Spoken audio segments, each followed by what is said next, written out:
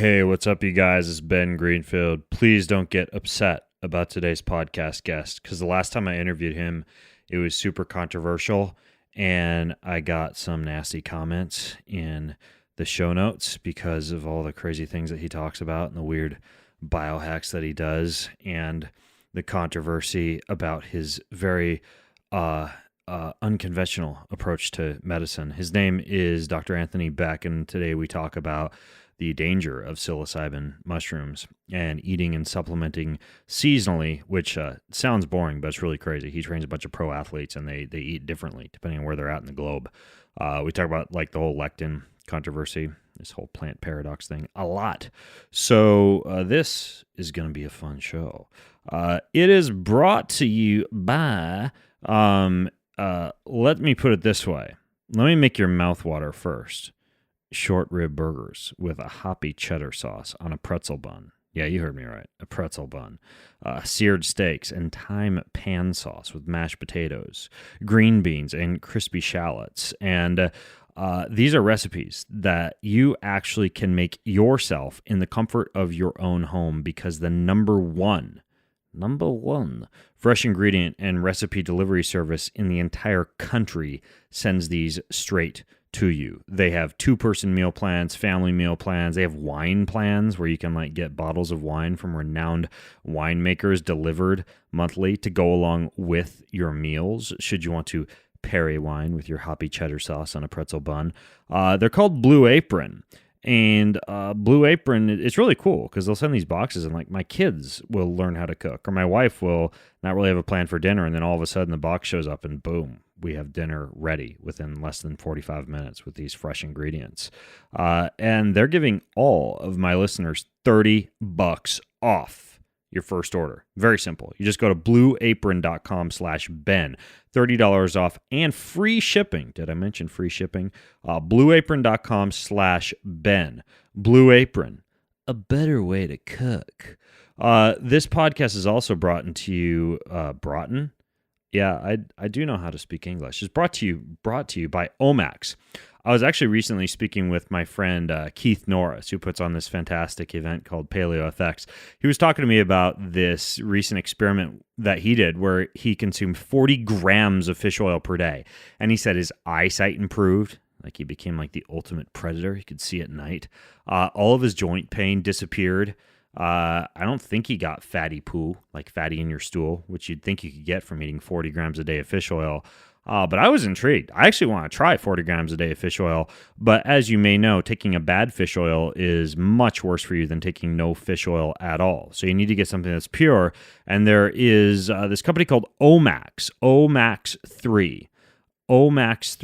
And they do this omega-3 fatty acid supplement comprised of fish oil, but it's actually an ethyl ester form. It is perfectly sourced, meaning that they get this stuff and turn it into 94% pure omega-3 fatty acids. That's the purest concentration that's out there.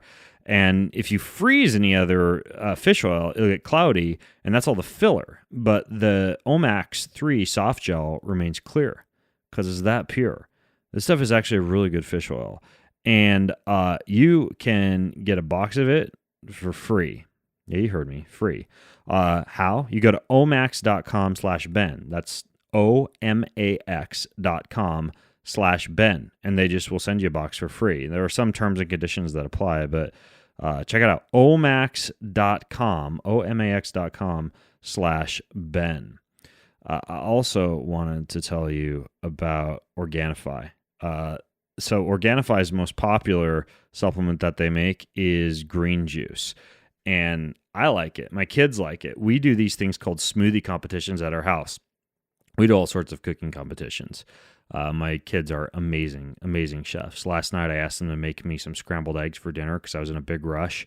And they made me perfectly poached eggs with crispy onion, shallots, and sliced avocados, cucumber carved with my initials, BG, and squash, like a squash fry. That was what I got when I asked for scrambled eggs.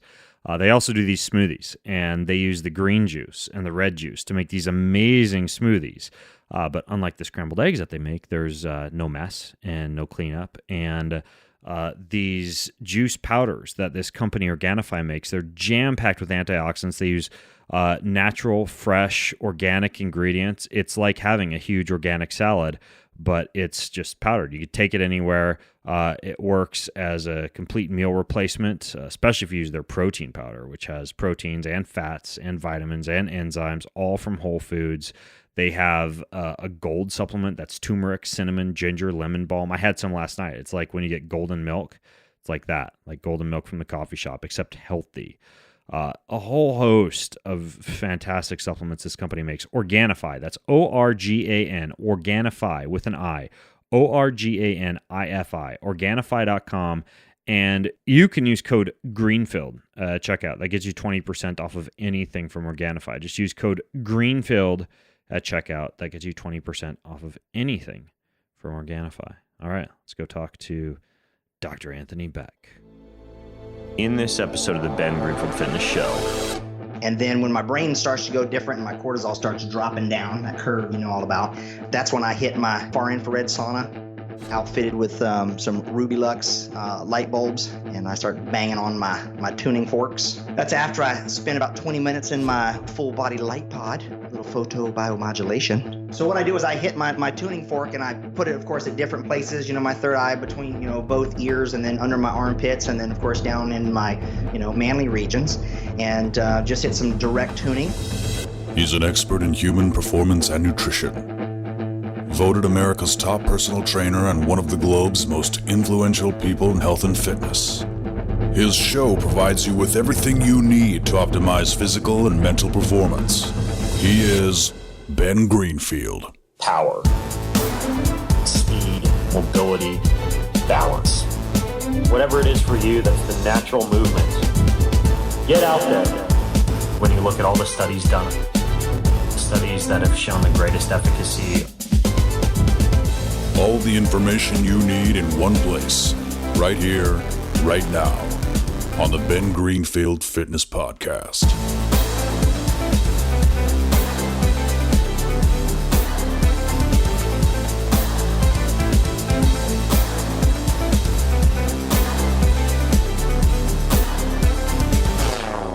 Hey folks, it's Ben Greenfield here, and I've got a few friends who I would consider to be VIPs or bigwigs or leading authorities or whatever you would call them in the field specifically of health and biohacking. Guys who are out there in the trenches and actually living and practicing what they preach. My guest on today's podcast being no exception because he doesn't wear headphones, for example, so that he does not fry his head. So we spent about 10 minutes before we started recording hunting him down some headphones to wear. So he actually is a physician who advises some of the world's top military personnel, Spartan athletes, strongman competitors, obstacle course racers. He's a functional medicine doc who's practiced for a couple of decades now. He's got 4 national medical board certifications. He provides philanthropic care for these groups like the Warrior Angles Foundation and the Task Force Dagger Foundation. So he works with some pretty elite military personnel.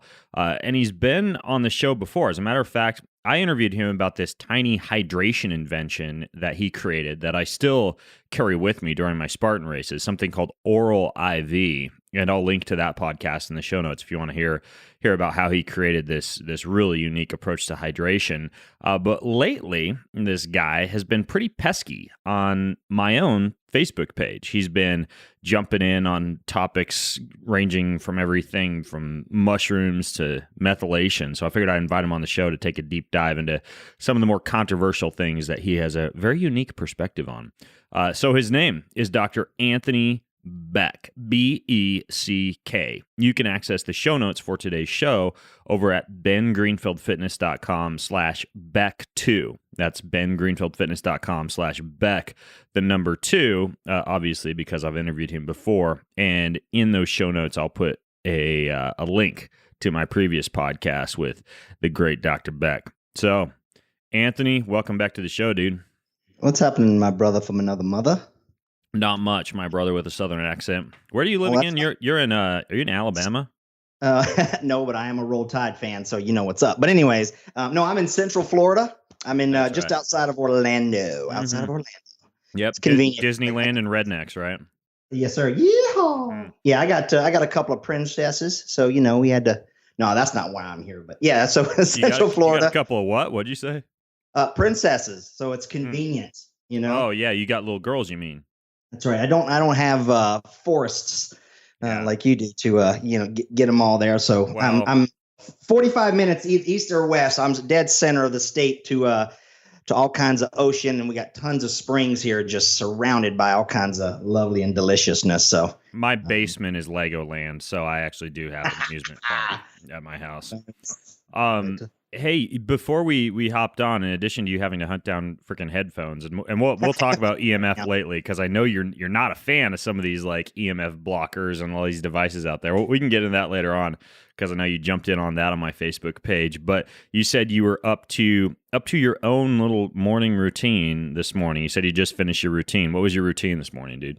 Yeah, so my thing is I get up generally about 9 o'clock. I think I kind of surprised you on our last podcast, and I told you you wake up at 9 o'clock. Yeah. I always like to wake up after the sun or just as it's coming up. So somewhere between 8 and 9, whenever my body wakes me up, and then I work in little blocks and little chunks, and so I rock out for about 3 hours. And then when my brain starts to go different and my cortisol starts dropping down, that curve all about, that's when I hit my far infrared sauna, outfitted with some Ruby Lux light bulbs in there. And I start banging on my tuning forks. But that's after I spend about 20 minutes in my full body light pod, little photobiomodulation. Wait, you gotta back up and explain some of this stuff to me, man. So these Ruby Lux bulbs that you put in your sauna, this sounds like exactly like what I light my own office up with at night when I'm working at night. They're these little red bulbs. Yep. So can Ruby you fill people in on those? Yeah, so they're warmth, so it's going to be near infrared light bulbs, so they're nice and red, and they put out a lot of heat, and they just I basically biohacked my sauna, which is code for drilling a hole in the top and outfitting a 4 outlet light fixture. I stack in 4 Ruby Lux bulbs in a little cross shape up at the top. But of course, I have to be careful not to stand up and get a nice little skin removal on my shoulders. I'm not as tall as you at 5'8", but anyway, it's still an altitudinal challenge. But so I got 4 Ruby Lux bulbs in the top of a far infrared sauna. So I sit in there under the near infrared and far infrared combo after I've soaked in a little 660 nanometer and 850 nanometer light pod. Okay, so you put those Ruby Lux bulbs inside of your infrared sauna so that you're getting both near infrared and far infrared. Is that why you do that? That's correct. So I like to combine them. Of course, light has its all its power and its individual wavelengths for sure. But I like to mimic what's going on out there. So, and even if it's midday, it's okay because I have it in my garage. So there's sunlight coming in too, hitting my eyeballs. So I don't it doesn't confuse it. I don't like do it in a dark room during the day. Yeah. And what's this other device that you're in, this photobiomodulation thing? Well, I actually have the first bed that's ever come to the United States. And it is, a lot of people are familiar with like Thor and their light bed. Thor? Which is Thor. Yep. Thor laser. Okay. They're like the Ferrari out there in triple LT or photobiomodulation. I did some training with Mr. Carroll, who is the CEO of that. It's a fantastic company. They have amazing low-level laser therapy units that are just phenomenal. And then, of course, they have a full body pod that is combination of these two wavelengths as well. But, the difference is, of course, in price point and all that other kind of fun stuff. So, well, I wear this on my head. Like I have this thing called a Violite. And the reason I wear it, like every other day I'll put it on. And I actually put it on every other day on purpose because if you do it too much, You can create too many, from what I understand, reactive oxygen species if you just like blast yourself with this photobiomodulation all the time. But it creates nitric oxide, and it also it activates the mitochondria, like in your neural tissue. It's this little probe that you stick up your nose, and this hat that you put on. It's called a Vilite. But it sounds to me like you're doing the same thing, except you got like a whole friggin' pod. Yeah, I mean the Vilite is awesome. I mean, there's so many different things out there. Of course, the market is filled with all kinds of just crap because people are just thinking, oh, it's red light, it's there. That doesn't mean it's putting out enough, irradiance, and you're not getting enough joules over time. But as with any energy substance, whether it's air or EMF or magnetic fields or sound or tuning and stuff like that, too much can, have a sedative effect, right? So there's a tonification sedation curve is what I refer to it as. And so the thing about it is you got to realize that too much of a good thing can, swing you to the other side for sure. But yeah, this is a full body pod of LED strips, and it's pretty amazing. So it'll be coming to the market here pretty soon. We haven't made it completely available. Oh, so people can't even buy this yet. Not yet. Because here's my thing, Matt. I always quantify and make sure before I recommend anything, just like you, man. That's why I love and respect you with so much, and the thing is because you put your own time into it. And then I run my patients through it, right? So we do biomarkers that we want to modulate and see. You always want to quantify and measure and monitor. So you want to know going into it what you start and then afterwards. And then I have all kinds of frequencies, all the way from 10 hertz to for folks with TBI and stuff like that. Because you got to remember that there's the pulse rate and the frequency plus the wavelength. So there's a formula of what something is. It's like playing on a piano. They're all part of the piano, but upscale and downscale is going to it's going to sound different, right? So that's the same thing when you're playing with the harmonics of sound. It's the way you're playing with harmonics of light. So anyway, So it's all about that. So this bed allows you to do all that fun stuff. Okay, so you've got your photobiomodulation, so you're getting a nitric oxide release in your body in that mid-morning after you've woken up so darn late, lazy ass. And then then you do near-infrared and far-infrared in your sauna, because you have like a sauna that you put these light bulbs in so that you get, and a lot of people don't know this, most of these saunas, they are just far-infrared. So you're adding the near-infrared to that. And then you're also... in addition to that, you said doing tuning forks inside the sauna? Yeah. So I have two particular ones that I use all the time. They're my go-to. One's a 432 hertz and the other one's a 528. And so I know that 528 hertz is the frequency of love. What's the other one? The four? What'd you say? Four? Well, 432 is the one that is reminiscent of phi, the Fibonacci, the golden mean. Our DNA and everything. So it has a tremendous harmonizing and balancing effect. Oh, interesting. I actually I have this water generating device. I know we're already delving deep into toy territory, called a NanoV next to my desk right here. And it generates like water that I can breathe, like humidified vapor water that I can breathe while I'm sitting here at work. Or it also has a nasal cannula you can put up your nose. And it does that frequency that's in that DNA repair frequency. That's it. I forget what's the frequency? It's 432. 432, and then 528 is the frequency that would be more for like love and positive feelings. Mm-hmm. Yeah, and DNA repair as well. Just like your whole tones, right? Right.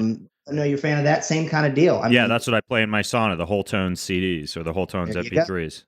Yeah. So what I do is I hit my tuning fork and I put it, of course, at different places, my third eye between, both ears and then under my armpits. And then, of course, down in my, manly regions and just hit some direct tuning. And then the other thing about that is you can actually take the stem of it or the root of the tuning fork and just touch it firmly to the sauna. And it makes my entire sauna into an echo chamber. So the whole thing is magnified. It puts that's sick. The vibration into it. I want to try this.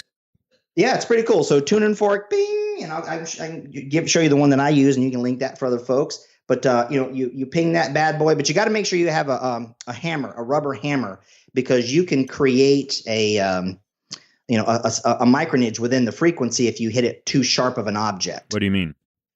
Well, like for instance, I did a video on one. So in other words, like let's say you have your tuning fork and it has a rubber mallet on the end of it. You hit it with the rubber mallet, you're going to get a whole tone. If I hit it with the wood handle, it's going to create. It's still going to hit at 432, but it's going to be out of phase. Okay, gotcha. So in other words, if you're using tuning forks, you want to make sure you get a whole tone. You want to get the proper tone out of it. Yeah. Of course, there's an app for that. There's called Tuner TI, Tuner capital T. One, excuse me.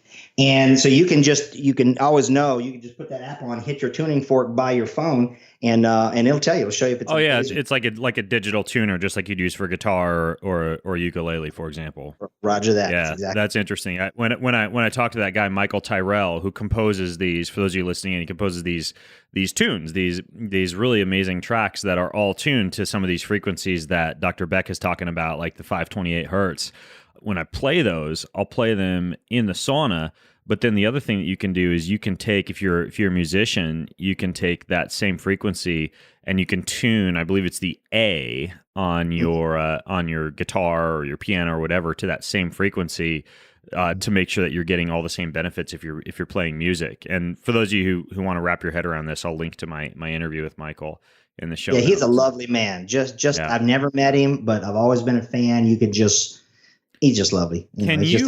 Did you just get these off of Amazon? These these tuning forks? Yeah, but you just don't randomly get it. There are certain companies that sell on Amazon that are the way to go, right? Like what? Like what? So the thing about it is remember, whenever something is popular, there's going to be somebody out there who just tries to make it cheap and price point it and not use the right materials and things of that nature. So it's one of those kind of things to where, I mean, it would take us an entire deal to go over who, what, and why, the selection. I'll tell you what. After we finish this interview, if you send me links to any of this stuff that you like or any of the things that we talk about, I'll put them in the show notes for folks. Perfect. So bengreenfieldfitness.com/Beck2 for those of you who are writing things down furiously. You can stop. You can just enjoy and listen. That's a pretty elaborate morning routine. So are you also, a lot of people will use things like niacin, for example, or other supplements before they do light therapy or before they do sauna. Do you have like a morning supplementation protocol or a pre-sauna supplementation protocol you'd use? I do. Everything is rhythmic. It just depends. In my summer, my fall, spring, or winter, I choose frequencies and substances based upon that, all the way from niacin to nicotine to methylene blue, just a whole variety of things. It just depends. In other words, what I want to do with my body at the time, because you're and also time of day. So I use the term micronages, right? So you have the cycle of the year. Then you have the cycle of the day of the light, and then you also have the cycle within your body of your membrane permeability changes throughout the day. It's not always static. And then the other thing is that's reflective of what you eat. So there are some there's an algorithm that I have in Balanced Protocol where you are at in that micronage or continuum, and then I base it upon that. Anywhere from NAD to just a bunch of different things. It just depends upon where I'm at and what I want to do. Certain things I'm certainly not going to do in the evening time because you don't want to artificially upregulate systems biology that is, let's say, in the evening time in the anabolic phase. Like something like a bioidentical hormone or something anabolic, you wouldn't take that in the evening. Correct. Or anything that causes your cell membranes to close. Right. So in other words, their cortisol governs the morning, and of course melatonin rules the night. Right. So there are competing pathways. Not everything is always the same. So people oftentimes take things based upon the premise of what it is, but it's more than that. In other words, just like I use the example, wheat is more than gluten, right? And even cauliflower has nicotine in it. A lot of people don't know that. But the thing about it is it's dose dependent, and so it's more complex. In other words, I wish there was always a simple answer. I have the dubious honor of being that guy that it's always yes and no, maybe there too, go for. It's one of those kind of things. So my routine through the day is not the same year round. Okay. It changes. Okay. Now you use the term micronages. Is that how you said it? Yeah, that's my way of saying a a frequency within a frequency. Like micronages, NAGES? Yep, I'm not even micronages. familiar with that term. Interesting. Yeah, it's Beck 101. Okay, I made it up. so when you're determining what kind of supplements to take during certain seasons, et cetera, and what kind of foods to eat during certain seasons, are there good resources out there for people, like any good books that delve into how to kind of like structure your diet or structure your supplementation program based on time of day or the time of season? No, there's not, unfortunately. Wow. Okay. Well, are there any kind of like besides avoiding like cortisol producing compounds or anabolic compounds at night, and instead choosing more relaxing parasympathetic based compounds, which seems pretty intuitive. Are there any other hard and fast rules when it comes to eating seasonally or supplementing according to these cell cycles and the way you've described? Yeah, yes and no. See, again, so that way. So in other words, some of the hard rules is where you've determined you are at makes the determination. So the patient's unique story, their biochemical individuality, and genetic uniqueness. So that makes all the difference, in the world. But here's the thing, like I'll give you an example. So we have catabolic phase from 4 a.m. to 4 p.m. and then we go anabolic, generally speaking, from about 4 p.m. back to 4 a.m. So that's when the two shifts. But some people are inverted.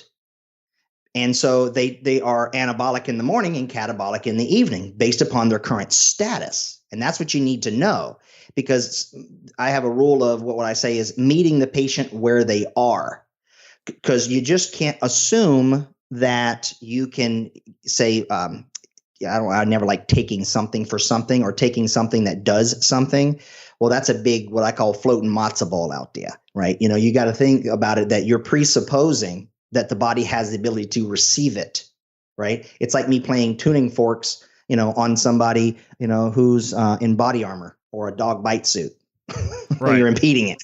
Okay. Right. So in other words, you're presupposing. So my thing is I do like certain ideals that are out there, but I'm not dogmatic. So in other words, as the light cycle starts to shorten in the day and the temperature goes down, you need to eat differently.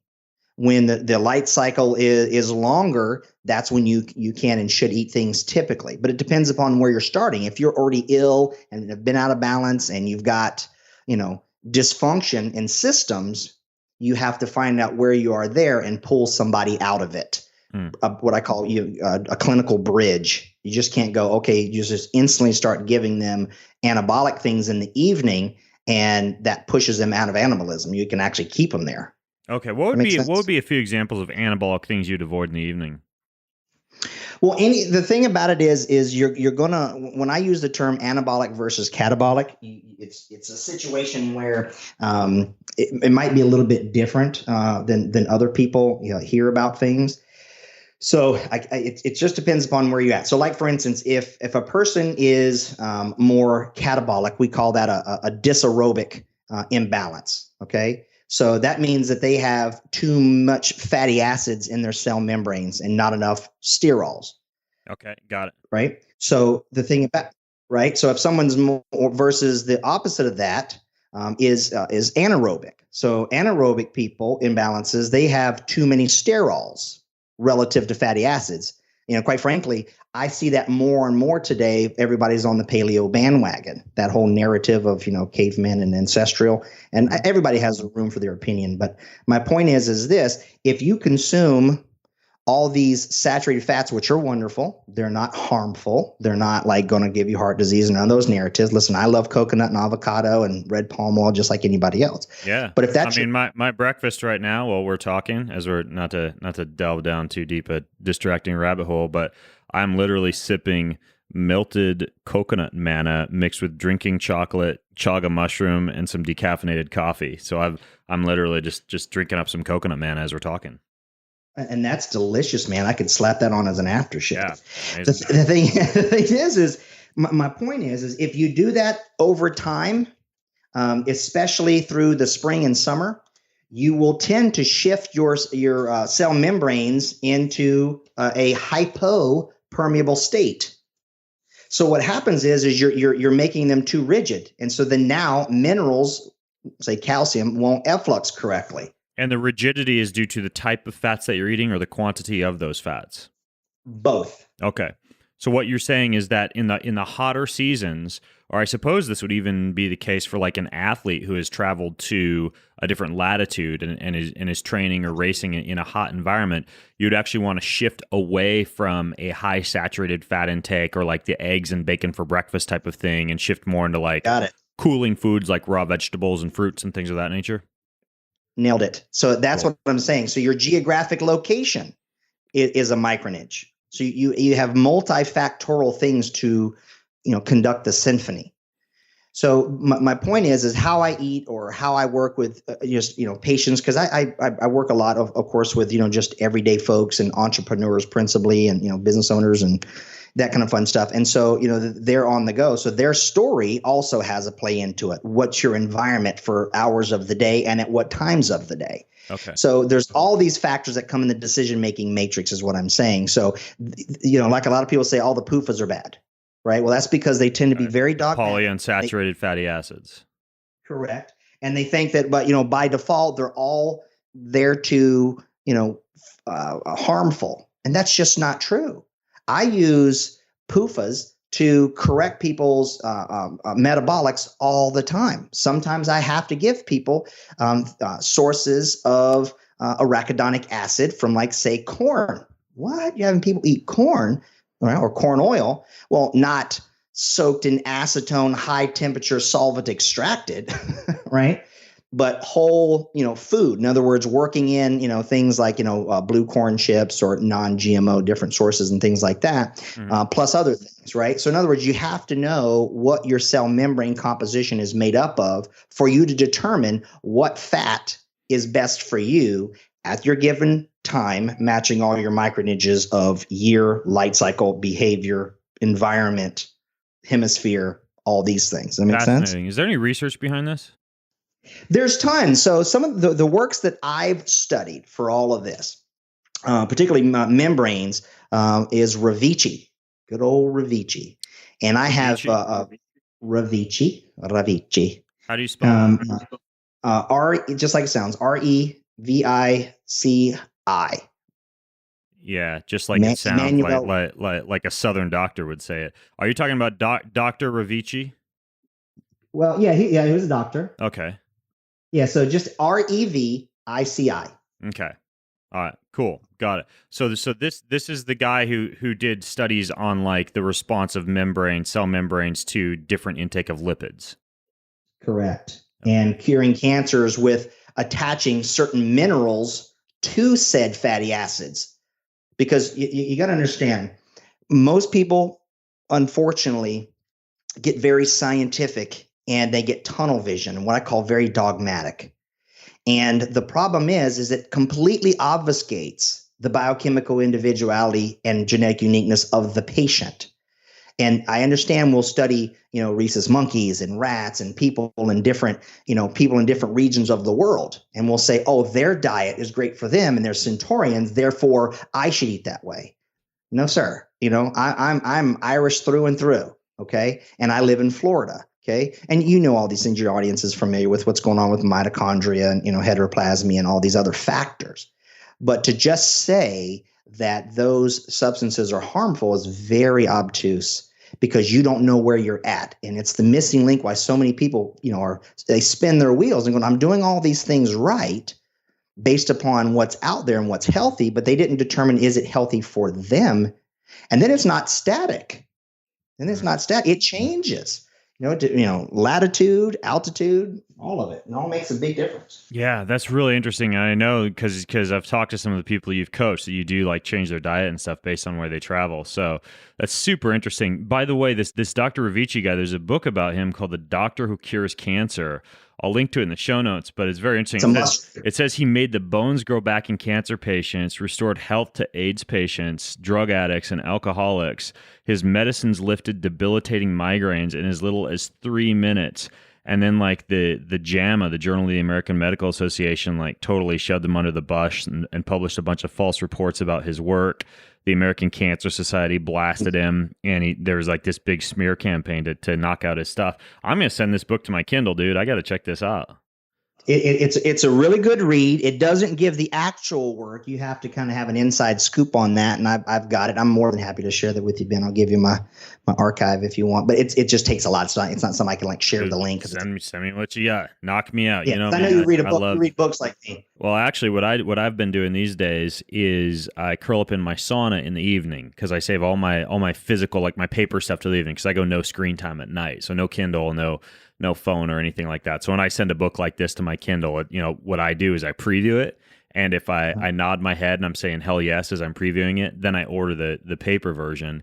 And then what I do at night is I lay out in my infrared sauna, and typically I have like a little one of these acupressure mats in there that I'll lay back on with a little pillow, and I'll pump those whole tone sounds while I lay back and read. And I have like a little vaporizer in there, right? So I'll vape teas and organic tobacco and a little bit of like an indica marijuana, and just sit there and read and highlight and underline. So I'm generally like digesting material for a good hour every night, and they're sweating things out these days.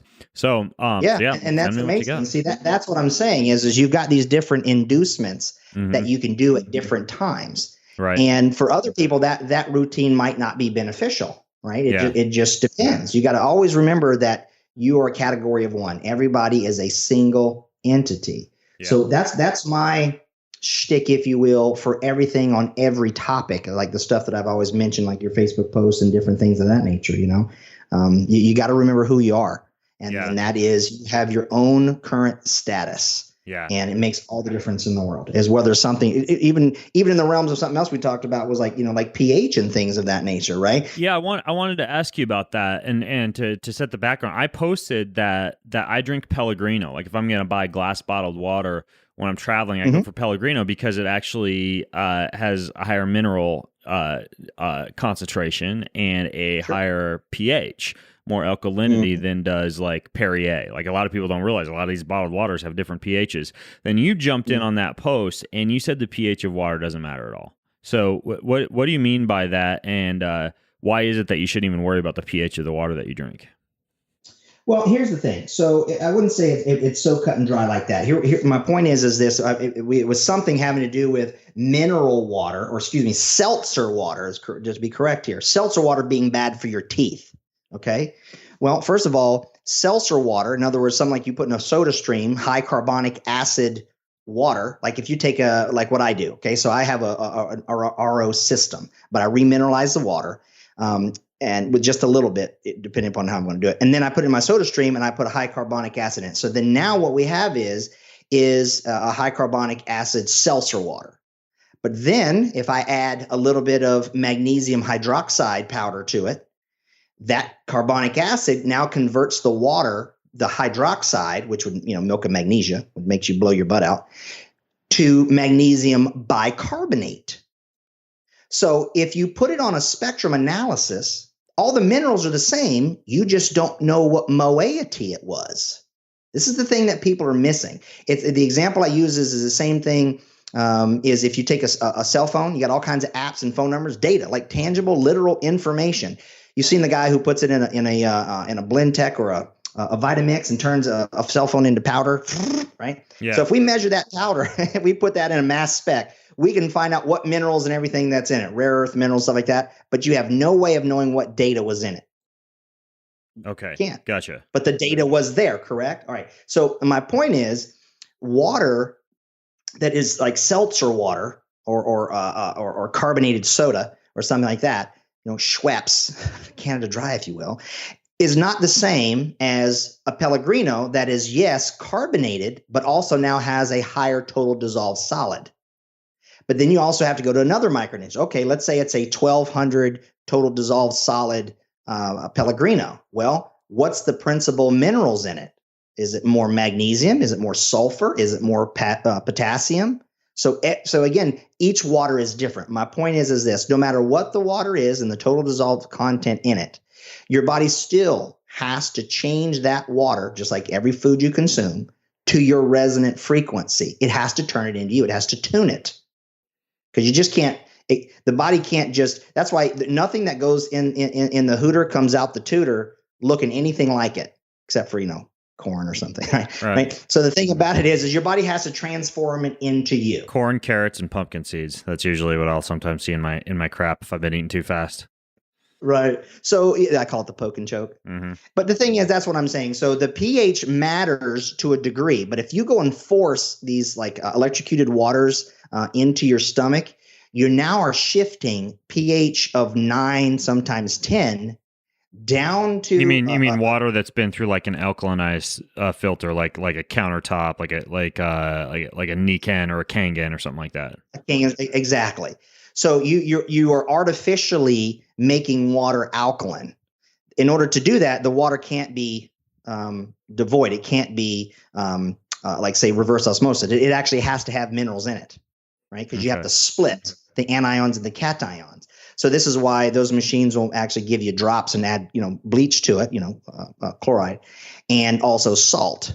So that way it can split the streams. And so now, through the plates, and now you have an artificial high pH water. But here's the thing, your cells can't take that in. Your body has to harmonize it. It has to tune it to you.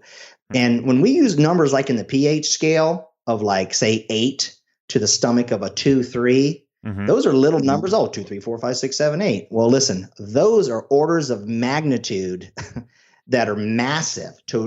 Your body already shifts things from the pH of the stomach to that. It empties out into the duodenum or the duodenum, right? So it goes out of the stomach, goes in the top of the small intestine, and then now all the alkaline bile and pancreatic secretions have to come in there and now shift its pH bigly.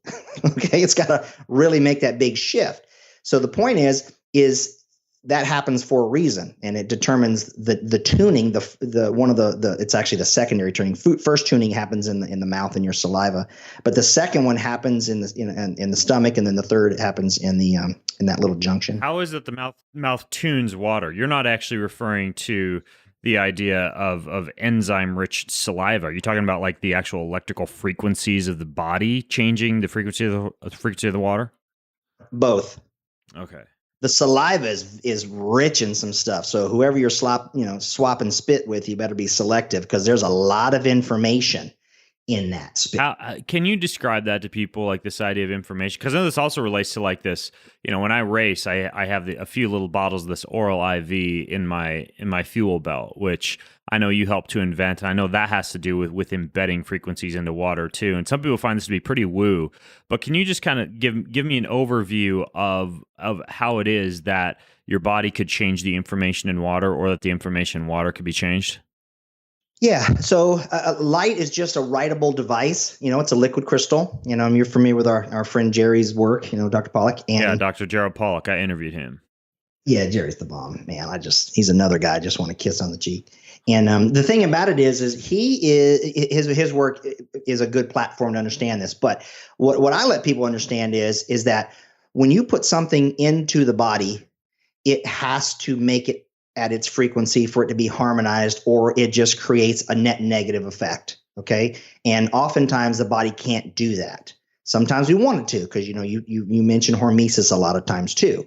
But the point is when you put something into your mouth, all kinds of enzymes and hormones begin to meld into and come into congruency with anything that you eat, which is why we want to fully, masticate. Now, we want to really chew, eat, where your mindset is and where your environment is also going to determine how your body receives that food too.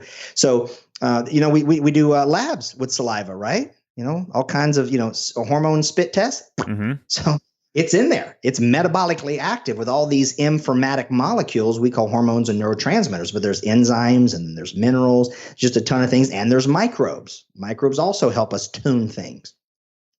So you have to realize that the impact happens in there. There is a component, okay? But the whole take home here, where I was going with this is that you got to be mindful of how your body has to exert an energy in order to do that tuning, and that comes from mineral status. It's hugely minerals. Other things that are on the periodic table of elements. Okay. So that's what does it. So in other words, your body starts to tune it and activate things in the mouth, and then it preps it for the stomach. The stomach's already getting its information on what to put into to receive this food from that signal. Then you swallow it. Then it responds even further.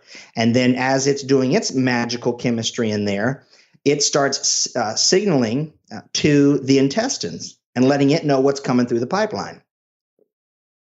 So it's a whole system. And the point is, you got to be mindful of all of that. And, again, everybody's different. It even comes into, your food too, if you're a secretor or a non-secretor. Okay. So basically the big picture is that when it comes to the teeth, the pH of the water doesn't matter that much because you have salivary enzymes that will adjust the pH right after you consume it. However, for the entire body, you do have to take into account the mineral status of the water that you're consuming, as well as the actual frequencies, like how many metal plates it's passed over, whether it's been sitting in an aquifer. And this would be a situation in which doing things like adding minerals to water, structuring water, exposing water to sunlight, doing a lot of these things to improve the ability of water to hydrate and pass through the cell membrane would be what you'd want to do.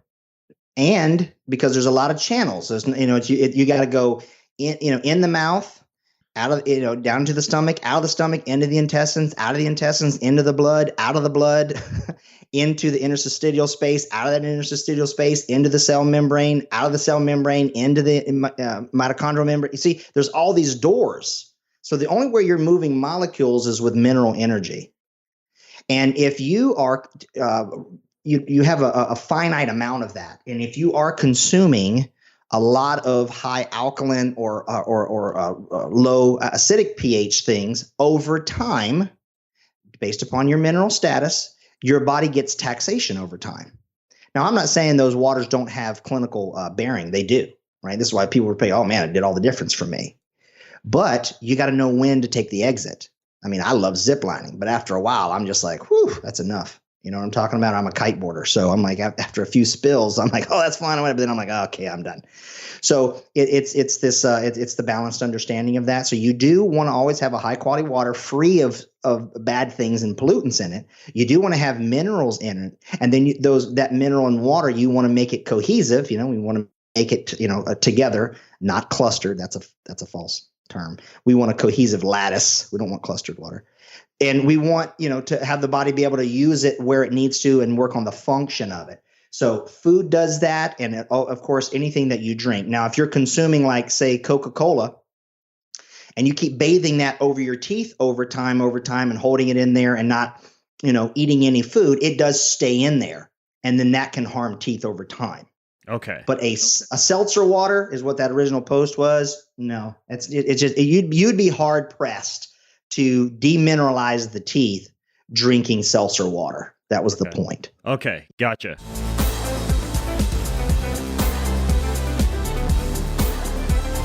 Hey, I want to interrupt today's show. I'm always interrupting today's show. I love to interrupt today's show. Anyways, the reason that I'm interrupting is to inform you of something I've been consuming a lot of this winter, hot chocolate. But I don't do the whole hot chocolate with the mini marshmallows in it with a little bunny on the front with crumbled graham crackers inside. You ever crumble graham crackers on top of hot chocolate? Yeah. So you can make hot chocolate super unhealthy. But there's this company that does mushroom mocha with chaga, mushroom hot cacao with reishi, mushroom hot cacao with cordyceps, and these amazing cacao drinks that make you feel like you're curled up next to the fire, drinking a giant piping hot cup full of sugar and marshmallows and chocolate, which is what most of them are. But this stuff's actually incredibly healthy. Sweetened with stevia, guilt-free hot chocolate. And they put things like cordyceps in them to enhance your endurance, or reishi to enhance your relaxation. Organic cacao powder grown in the high altitude of Peru. They put ginger in it, which makes your digestive system feel amazing. My favorite is the mushroom hot cacao mix that's called Revive with cordyceps. They put a cordyceps elixir in it, which tastes amazing. They don't use the cordyceps derived from caterpillars in their production methods. Their product's totally suitable for vegans. Did you know a lot of cordyceps comes from caterpillars, by the way? Anyways, so it's amazing. It's called 4-Sigmatic mushroom hot cacao mix. Revive with cordyceps. Try any of their hot cacaos. You're going to love them. How can you get them? Well, you go to foursigmatic.com/Ben Greenfield. That's foursigmatic.com/Ben Greenfield. FOUR sigmatic.com/Ben Greenfield. Anywhere you're at on that site, anywhere, you get an automatic discount with code Ben Greenfield. Check them out. Four Sigmatic.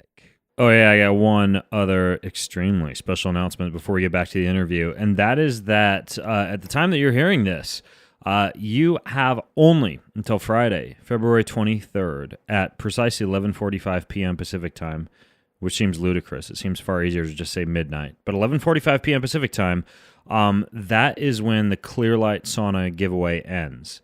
This is not like one of those dinky little saunas that you lay down inside and your head sticks out. This is like a full spectrum sauna that you can stand inside. 2 people. It's called a sanctuary. It's their full spectrum sauna. It's the only infrared sauna with EMF and ELF shielding, so you're not microwaving your body. Their heaters have near infrared, mid infrared, far infrared, any infrared you please, you can have, and a 100% lifetime warranty. How do you like that for the entire sauna? So to get in on this ASAP, go to bengreenfieldfitness.com/sauna giveaway.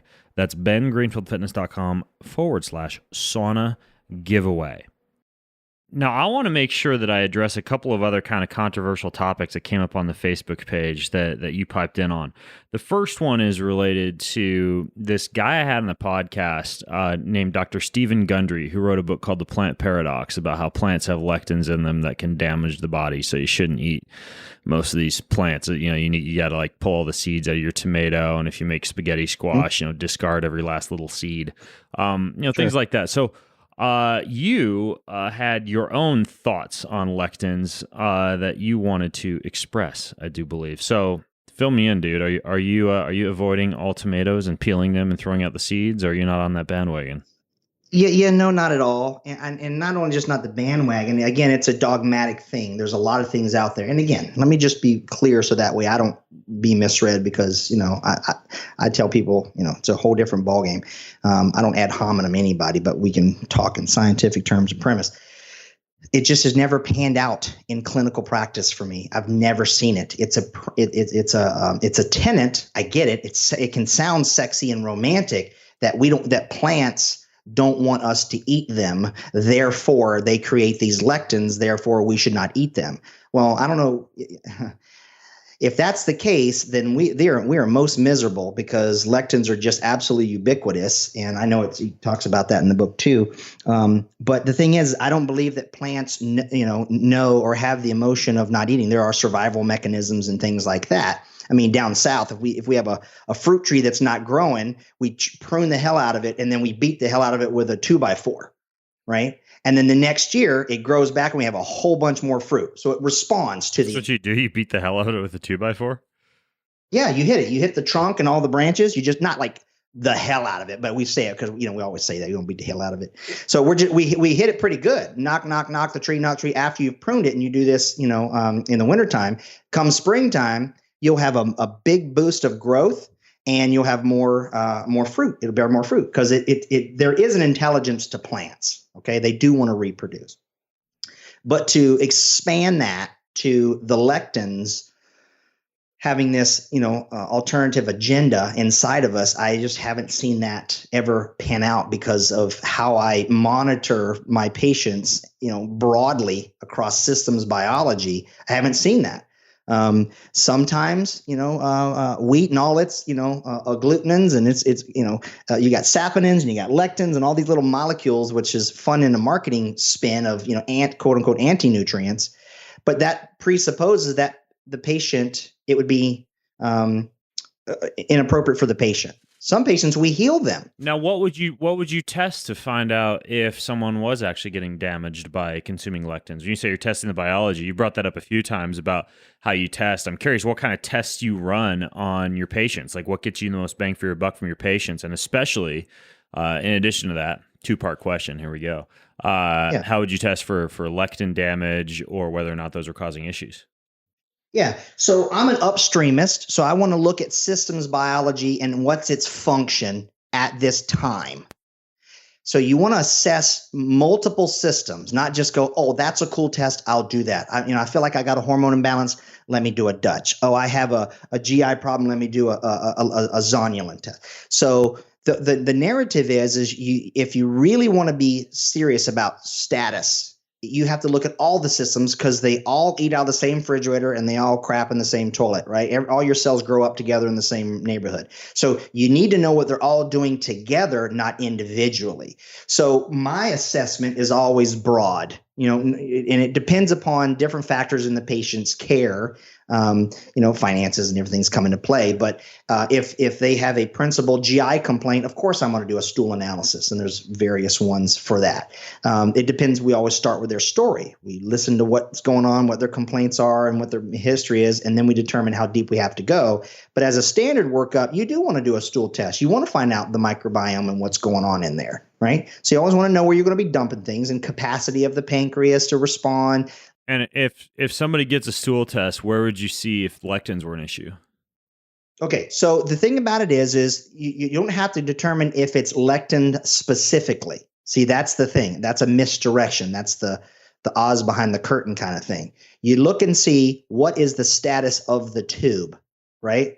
Do we have elevated pancreatic elastase or PE1? Right? Do we have elevated, eosinophil protein X? Do we have high beta glucuronidase?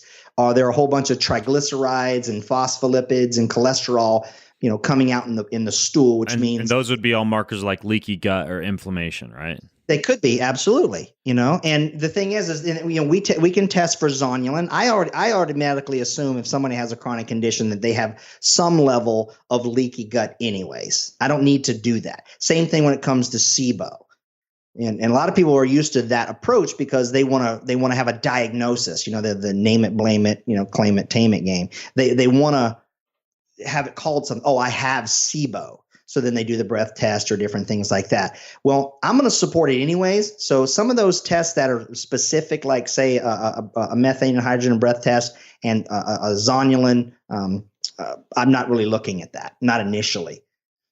So you don't have to look at lectin as the offending agent. You look at the biological terrain. You take a look at the tube across the board. And so if somebody is eating lectin-rich foods, they're eating, their tomatoes without peeling and de-seeding them, they're perhaps having wheat or oats or rye or barley or spelt, and you do a test and you're not seeing any signs of gastric inflammation and you're not seeing any signs of gastric distress or bacterial imbalances, then you don't really worry about it. Roger that. That's relatively true. Now, do you still personally do things like soak and ferment and pay attention to the actual preparation method to deactivate? Like for example, wheat, right? Like we always ferment our wheat. We make sourdough and we choose it like a non-GMO wheat and ferment it if we're going to eat wheat. Like, do you take those steps or do you not worry about that? I do. I love legumes, but only when I'm in fast oxidation. So what do you mean? Well, legumes are a high purine food. They have higher nucleotide proteins. It's different. And again, you got to understand, it's not just the lectin. It's just like, okay, well, what about all the lycopene in the tomato seeds and the skin? Remember how good and wonderful that is? See, the thing is you got to look at the context of the patient, of what you're getting with it or not. So my point is yes, I always properly consume legumes. I'm not going to eat raw legumes. You can actually get really sick from that. And it's not just the lectins. Lectin is part of that picture. But properly prepared, soaked, strained off, pressure cooked or cooked slow over time, it becomes more beneficial. However, the thing is there are some people that too much of that protein moiety, that source, is contraindicated to how their body fuels itself. We're talking about another one I call the fundamental allostatic control. So you got a glucogenic imbalance versus ketogenic imbalance. Some people call it fast oxidizer, slow oxidizer, but there's a ton of misinformation out there on those two terms. So if you Google those two terms, and there's a couple of Fender's websites out there that are just awful. This is when you can start getting it. And that was another great book. I'll give you one, is Nutrition and Your Mind by George Watson. Okay. So Watson, Nutrition and Your Mind. He's the guy who came up with those two terms. He was a psychiatrist. Fast oxidizer and slow oxidizer. Those are the terms he came up with. You got it. Okay. So anyways, he basically, real quick on that, is he saw patients with all kinds of different mental disorders, depression, bipolar, schizophrenia, and his postulate was they were eating things incorrect for their current metabolic status. And when he determined their metabolic status, he then made their food selection based upon that, and they had a complete reversal of symptoms, right? So again, there's different micronutrients that have to come into play. So when it comes to legumes, they are nutrient dense. They're fantastic. They're great for fast oxidizers. Okay. Slow oxidizers, not so much. But people would say, but they're loaded with these nutrients. That's great. But they're more than just the nutrients they're loaded with. They're a tangible thing. Does that make sense? It's how your body. So, and the same thing when it comes to fermented. I love fermented foods. Okay. But certain fermented foods, like if you have, let's say I was talking about that anabolic imbalance, right? Mm-hmm. You're overly acidic. You need to avoid fermented foods, regardless of the status of your tubes. Not for life, but while you're in a very acidic state. Boom. That's what I'm talking about. So if you have too much omega-3s because you're trying to eat a whole bunch of seafood and all that stuff, which is wonderful, by the way, and you have low saturated fat in your diet and you have an anabolic imbalance, you shouldn't be eating fermented foods. You shouldn't be eating butter or cream or cheese either. But what you need is like cod liver oil, flaxseed, hemp, and CBD, by the way. It's perfect for those. So just like that, CBD is not the panacea. For some people, it's terrible. Like I can't do it because I have a 2D6 SNP. I can't. It just what's that mean? So, your cytochrome P450 system, your phase 1 detoxification. Mm-hmm. First pass, right? So in other words, if you all substances are cleared through those enzymes. Remember, on that journey to become you, your body has all these stop loss gaps, and one of them are the cytochromes, and they're called cytochrome P450s because they maximum absorption of light frequency at 450 nanometers. What? Another tidbit, which is the spike on your TV and your cell phones. So that's the reason why that the light frequency coming through your eyes and on your skin at 450 nanometers disrupts detoxification enzymes. But the thing about it is so if you have, like MTHFR, right? That's a famous one out there. Right. People respond to folate and B12 differently based upon that. Well, it gets all kinds of press, but your other ones, like your 2D6, where we clear different medications and psychedelics and cannabis from. If you have impaired clearance genetically, that substance, though it is clinically and therapeutically beneficial on the premise, might be contraindicated for you, or you might need a different dose. Does that make sense? Mm-hmm. So that's what I mean by micronutrients, and there's multiple things that come into play. So we have to determine what is the patient's unique status? Okay, what is their status of electrolytes and minerals? And if somebody wanted to actually look at, let's say, their genetic testing results from 23andMe, you said the one that they look at to see how a gene would affect the response to cannabis. Did you say it's CYP? Cytochrome P450. Okay. Right, is the name of the system. So it's 2D6. Okay. Now, I can tell you the gene location if you want it. Yeah, because that's easy to search for people. Oh, right on. Okay. So if you go to your 23andMe, you go up and you hit raw data, and you want to just type in Romeo Sierra, or RS1135840. RS1135840. So okay, cool. I'll put that in the show notes for those of you who want to do that, who want to look into that. And there's another one real quick, is RS1065852. So there's different alleles within the thing. So it's on the 19th chromosome, and you want to take a look and see if you have a SNP there. Is it CG, or is it CC or GG, right? So you got to know that. So my point is, just like MTHFR, there's all kinds of other genetically encoded first pass phase 1 detoxification that determines what the substance does in you. We can't just say fermented foods have a benefit across the board. Lectins are bad across the board. PUFAs are bad across the board. That's not true.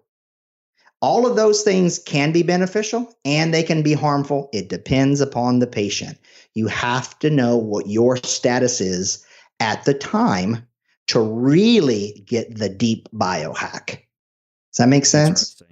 Yeah. So that's okay. And it's a complicated thing. I wish I could just give it snippet. This is why we have, wonderful, light givers like you, letting people know these are all the things. I'm giving you tools. I'm experimenting with these. I'm showing you what that N=1 looks like. This works for me. It might not work for you, right? You're not dogmatic. And that's what I love about you, right? You say, I'm going to just guinea pig all these things for you guys and, cut through the BS and then say, hey, this warrants more questioning or here. Sure. Even though it gets expensive after talking to guys like you, because I got to go out and buy full body freaking like Thor beds. Hey, geez. Wow. I'll sell some stuff. I'll convince my wife. Yeah, tell her she can buy some shoes if I can buy a Thor bed. You've also posted, because I want to make sure I get a chance to ask you about this. This was kind of a controversial post on my website, and that was this idea about shrooms. And somebody was talking about shrooms and how they were thrown to shrooms and how shrooms would change their life, etc. And you piped in, you had some pretty strong thoughts on shrooms. So what are your thoughts on shrooms?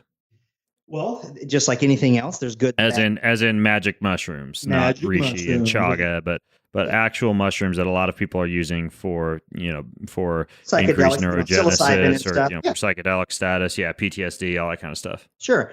Well, the thing is this, again, you'll never catch me being duplicitous. I think everything is on the board. Okay. This is, I'll kind of give you my steadfast rules in the sense that if it doesn't make you have diarrhea, throw up, intoxicate you, right? It's able to be eaten. There you go. Because how did people determine things? Well, like, oh man, that just blew out my butt. Better not do it. This one, just made me emesis vomit. Oh, don't want to eat that. That's poisonous. Oh, this one just gave me a trip. Might not want to do that. But then some people go, well, hold on a minute. That was a cool trip. I just had a spirit journey. That just opened me up to some things. So my point is, they can be a very useful tool. Man, and quite frankly, you didn't know this, but so I'm collaborating with a physician now to set up clinical application of psychedelics. So we've got a place down in Nassau, Bahamas, where things, the laws are different, and we're doing some work here in the States. So you can leverage, DMT and ketamine and different things like that for different things to unlock a certain situation for a patient. So in a clinical setting, I think it's a great thing. Non-clinical setting, it can be a little bit different. But people would say, well, if I'm in a sweat lodge with a shaman and we're doing things right, or I'm down in the Amazon doing some Aya and different things, that's a clinical setting. It might not be what you say is clinical thing because you wear a lab coat and stethoscope sometimes. Actually, I don't wear it anymore. It's a different kind of deal. My point is, as the world around us gets very rough, we don't have to get into all the political and religious things that are plaguing the planet now. But the thing about it is people are going to be looking for and do look for what I call they basically are experience shopping, right? They want to experience something. Right. It's very trendy. Yeah. DHT, ayahuasca, people doing these things like, every month or so. People and stuff. Yeah. Pop, microdosing with LSD every 3 days. There's a lot of that going on. And listen, if you want to do that, knock yourself out. But, that's your own choice and freedom. Just don't expect other people to, pay for the possible negative consequences. Right. What because what you said on my page, you saw severe aberrations to neurotransmitters, methylation pathways, liver enzyme function, kidney function, blood sugar metabolism, sleep cycles, libido, and mitochondrial function in people who were frequently using shrooms. So how are you actually quantifying that? That's not a stool test, right? No, sir. So we're going to see that in blood and organic acids. Okay. Now, let me just be clear. If somebody, I'm going to even call it wants to experiment with magic mushrooms and have a trip. Okay. Are you going to die? No, that just really doesn't happen.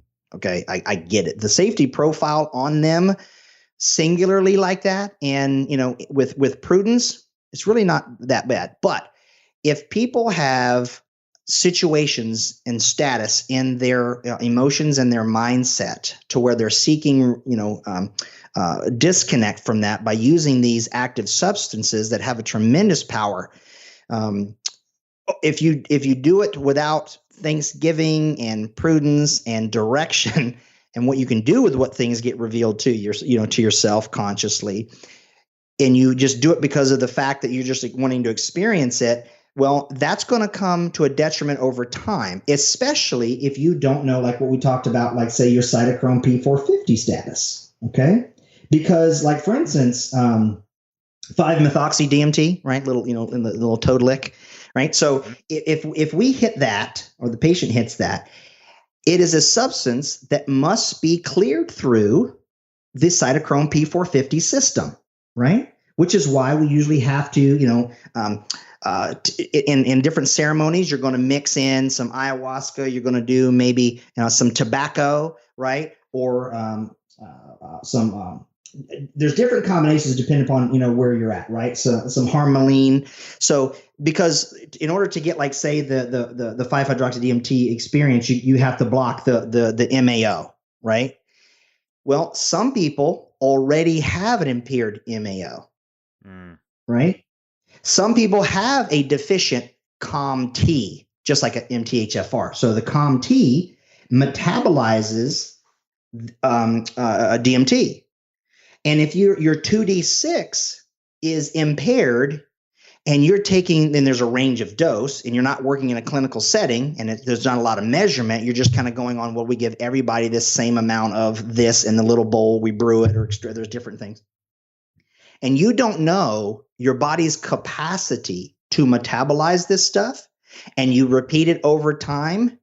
I have seen countless times people's methylation cycles and liver enzymes get impaired, because when you look at the science, I'm familiar with the science, and they show, like I said, a safety record. So I'm not here to scare people of them, right? But you got to think about it, source, form, dose, frequency, and duration. How much you use, how often, and over time. And then, of course, if you're not eating a healthful diet, right, to support what the impact was in your body, and then you rinse, lather, and repeat and experience it again, you're going to put taxation. It's the same thing that all kinds of medications do. I mean, it's the same problem with antidepressants, right? And and those medications. I mean, it's the third most prescribed category of drug in the United States, antidepressants. So second being, anti-lipidemic, and the first one being analgesic or pain meds, right? So all three of those top meds have to be processed and metabolized. Just look at the drug monograph and they'll tell you what cytochrome and the pharmacology of it, what cytochrome P450 it's cleared through. So if you don't know what your cytochrome status is, you might get more of that drug or less of that drug than anybody else that you're getting that dose. This is now why we have this term out there, precision medicine, because they're doing genetic testing now, more mainstream and conventional, because they're going, oh, well, what's the difference between needing a 20 milligram or a 40 or a 100 of a drug, right? It's kind of like aspirin, right? Well, why baby aspirin was this, 83 milligrams? What is that? Well, because 100 will make you bleed and 60 doesn't work. Right. So there's a dose. So that's my point when it comes to psychedelics. They're very useful, but you got to be prepared and have a game plan afterwards for unlocking that consciousness and different things that your mind shows you. Does that make sense? Yeah, it makes sense. So it sounds to me like it's almost like this concept of a hedonistic calendar, like Jamie Wheel and Stephen Kotler talked about when I interviewed them, and in their book Stealing Fire, about how many of these things should be limited in terms of their use and used in very specific situations with specific intentions. But it sounds to me like on top of that, what you're saying is that before you dive into some of these categories of psychedelics or other drugs, you need to understand the actual biochemical pathways via which they're metabolized, like, say, the cytochrome P450 pathway. Mm-hmm. And if you have deficits in that pathway, as could be determined via something like a urinary organic acids test, that's right, then it might not be the best thing for you to do until you've sorted out those biochemical pathways. Nailed it. That's my message, right? It's not this or that, yes or no. It's how about we show how awesomely selective one status that you are. And the thing about it is in like a urine organic acid panel, like one of my other workups I do for every single patient is the Genova Diagnostics NutriVal Plasma, not the FMV. Okay, the plasma. Well, we know that if you want to take a look at pathways of involvement of, like, say, methylation status, right? You can take a look at methylmalonic acid in your urine and the fig glue, right? So the form of aminoglutaric acid. Fig glue, and MMA. Okay, fig glue is the metabolic marker for folate, and MMA is that for B12. Okay. Then we have xanthrinic and kinurinics for B6.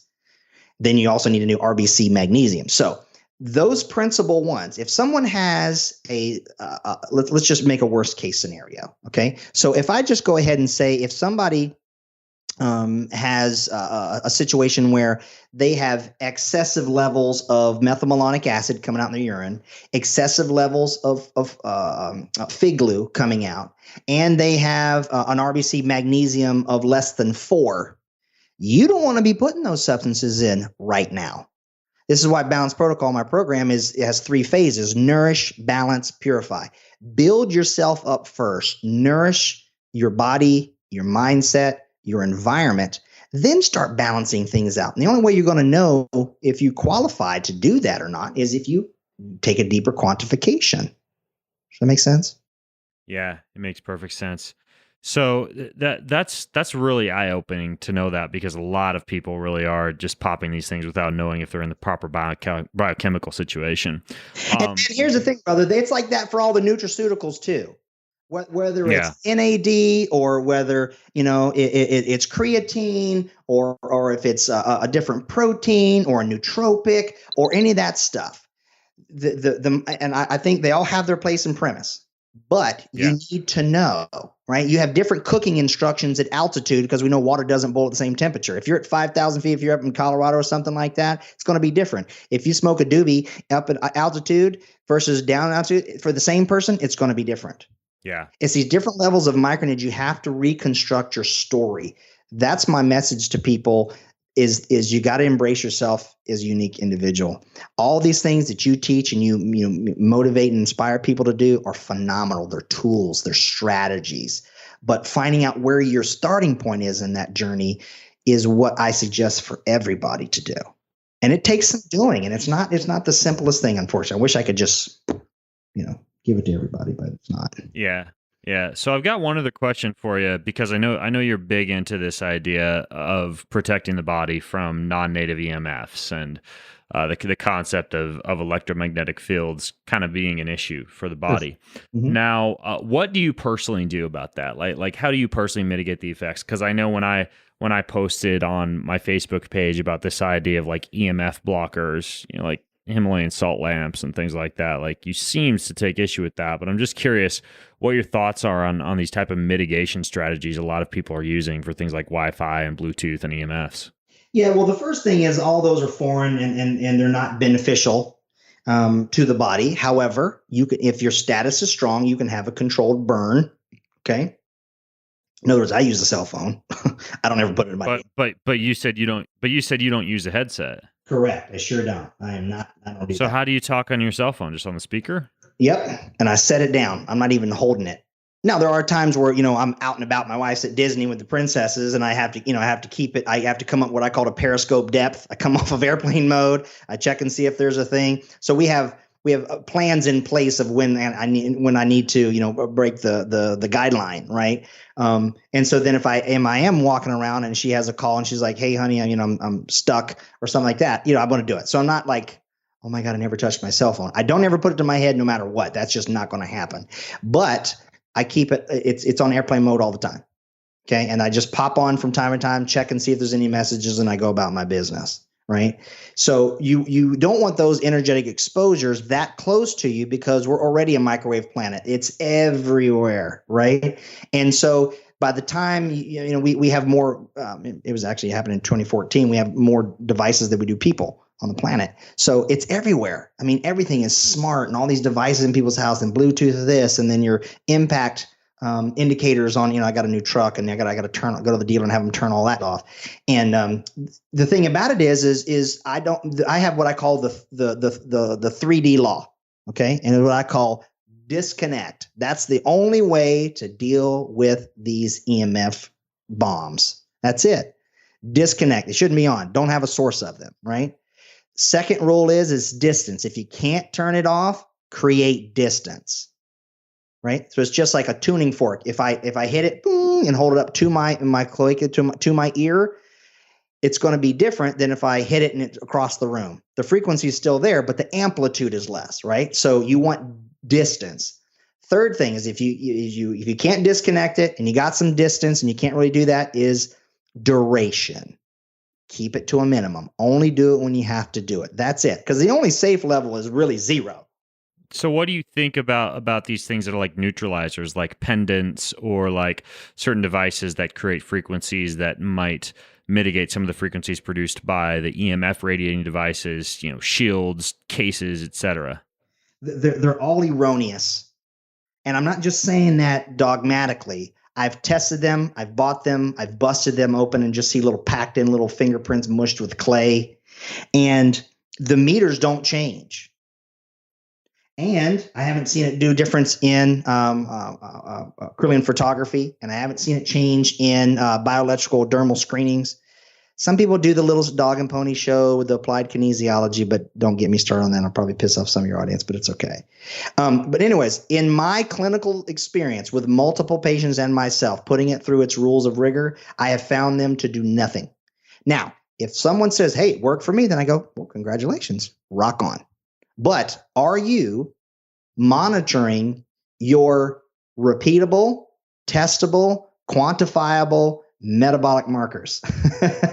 If you're not, and you're just going on how you feel, well, then you're going to find yourself in a really bad place over time, 100% of the time. Is there a certain test or a certain device you would use to test for these type of things?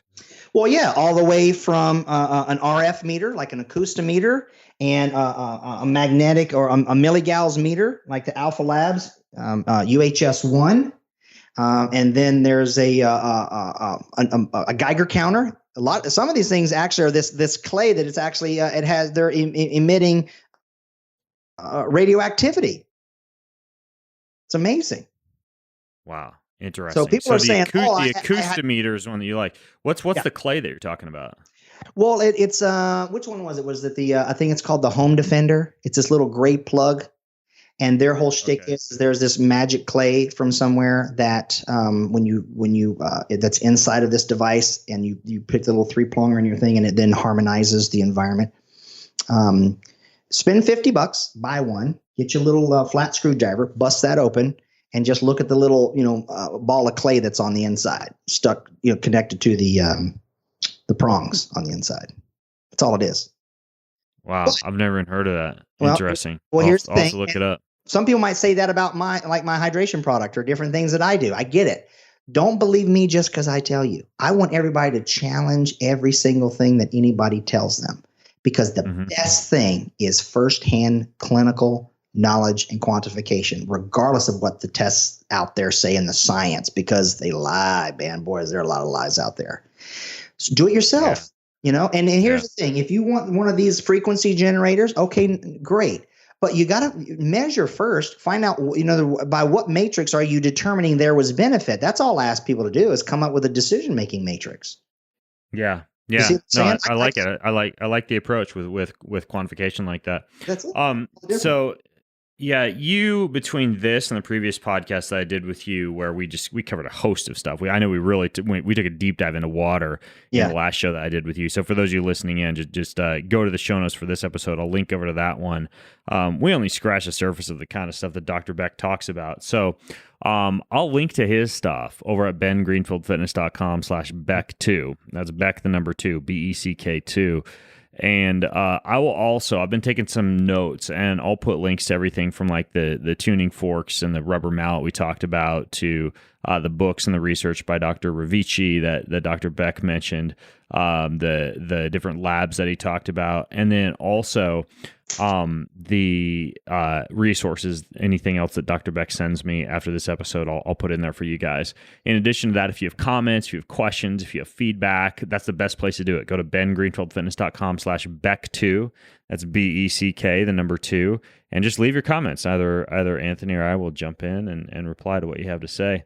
And in the meantime, Anthony, thanks so much for coming on the show, man. You're always a wealth of information. Oh man, and I love doing it. You're one of my absolute favorites. You're doing it right, and I send people to listen to you all the time. You're one of two folks that I really just have people go to, but you're the a principal there, and and that's the whole thing, man. Is it's really super important for people to look at them that N=1, but then do it right, not just one thing at a time, and realize that your environment is everything where it all comes from. It's the air you breathe and how you breathe, right? And you've had people on for that all the way from, HOF to oxygen advantage. There's information out there, for that. And then there's water, right? And then there's light, and then there's sound, and then there's EMF, and then there's food. I call those the 6 environmental inputs, right? So that's key number 1 of my particular program. So we really want to master those 6 things, or everything else downstream is really kind of futile, or at least get those going, right? Don't pick one that you just resonate with. Unfortunately, if you really want to get the best out of it, the best biohacking approach is you got to do all of those. It's the symphony. I know it's a lot. You don't have to take it overnight, but there's you got to do that, and oftentimes it does require somebody like me or you to help walk them through that, and help guide them in that journey and mentor them a little bit, because it can be arduous, and it's the night is dark and full of terrors. There's all kinds of places. It's dark and full of terrors. That's right. And that's what I'll name this podcast. All right. Well, folks, thanks for listening in. We're out of time, but if you go to bengreenfieldfitness.com/Beck, the number 2, everything's in there. And in the meantime, Anthony, thanks so much for coming on the show today. Thanks, Ben. Love you, brother. All right, folks. I'm Ben Greenfield along with Dr. Anthony Beck, signing out from bengreenfieldfitness.com. Have an amazing week. You've been listening to the Ben Greenfield Fitness Podcast. Go to bengreenfieldfitness.com for even more cutting-edge fitness and performance advice.